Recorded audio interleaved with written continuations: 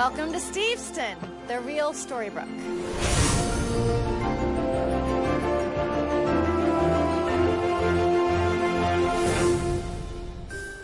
With Storybrooke, it was really about how do we make a town feel distressed, but also feel like a place you want to be and that you want to root for.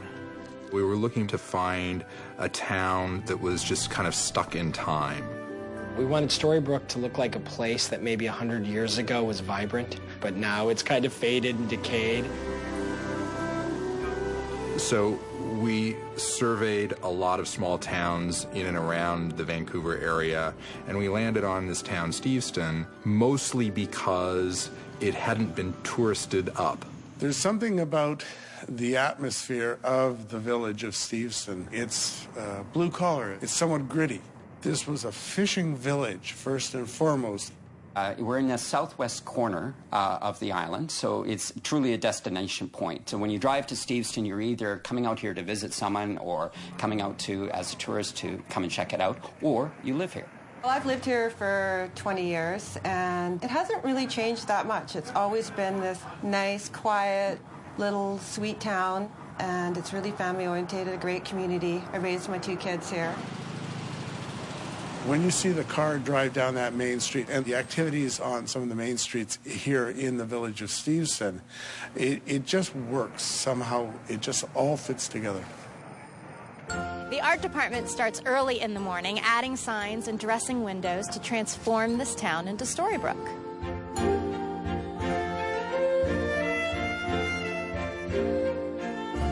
Basically, it's a process where a team of probably about a dozen guys go out there the day before we shoot, and they transform this town.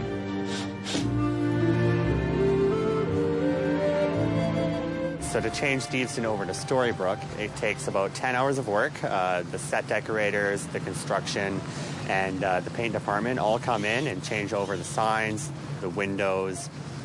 They dress the cafe as Granny's Cafe and change the street signs and any other things that need to be Storybrooke. Every place you go to, the people are different, and they want you to help set them back up when you're done, or, you know, some of them just want to do it themselves. We just communicate with them to find out sort of, you know, what's easier for them and what is the least intrusive, and that way we all get along. Oh, they're very fast. They come in the morning and they're very well organized. Everybody knows what they're doing. The crew are very nice people, and they change the sign and they put the Granny's Diner, and they're changing the tables outside, and they transform to a different place. We double as a shoe store. They come in and do this amazing transformation, in particular on the outside of the building, with covering our signage and enhancing things to make it look unified for them. And then we take out our product out of the front window, and we've got quite a system going now. We can turn it around pretty quick. They come in, next thing you know, it's done, and the shoot's going, and the next day it's back to normal. So they become family every day. We see them come in, and it's been great. Steveston serves as a backdrop to our show, but it is also a thriving community that has stories of its own. And is this a gift? Yes. All our jewelry is Canadian jewelry. It's not a backlot, and these are businesses and people have livelihoods, so we don't shut them down when we're shooting. The stores stay open, and the people have been very friendly. Nick down at the bread shop there, he's quite the character. My name is Nick Constantin. I came here 6 years ago, and I built a brick oven and start baking European country bread. People might think, well, why one bread? I thought this is the way it should be. The manager showed up the door, and he said, well, we like your location. We like to introduce in our show. And then they put their sign up there. My store is a bakery, and their sign is also designs a bakery. So it works out well.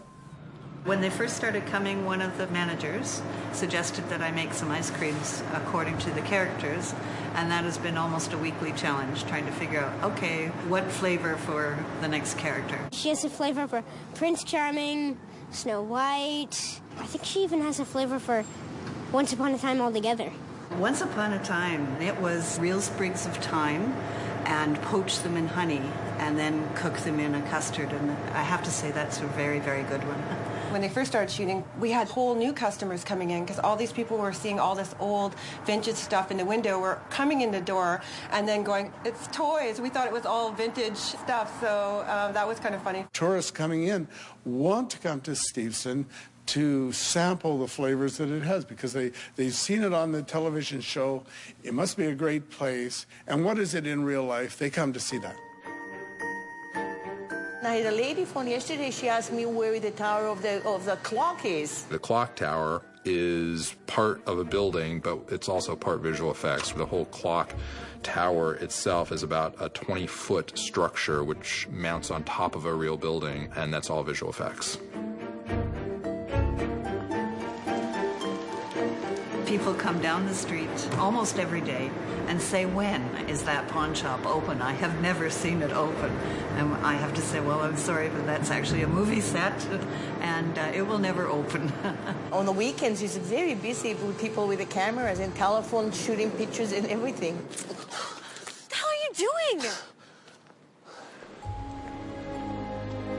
We get such support from everybody. People come out and they watch filming all the time, and they seem to really respond to the show. So, you know, we couldn't shoot this show anyplace else now. Once the show was on the air and people saw it, I think they were so great and so welcoming and so excited by the show that it was just an incredible response. I love the changes that the set has made because it makes me fall in love with my town all over again. So I go home and I get lost in the show because I see my town and it's beautiful.